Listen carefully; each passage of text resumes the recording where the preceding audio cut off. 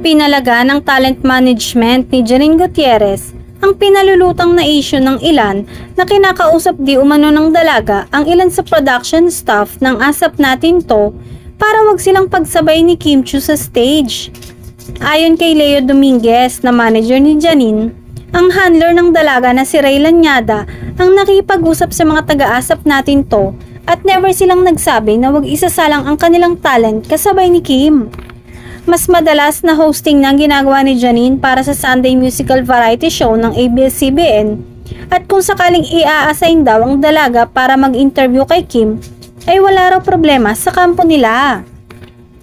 Wala siyang problema to work with anyone sa any project or production number kasi she is professional.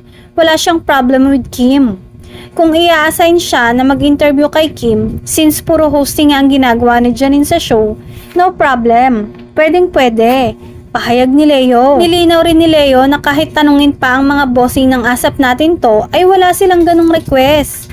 Hindi talaga. Saka si Janine, hinahayaan niya na ako o si Ray ang makipag-usap sa mga staff.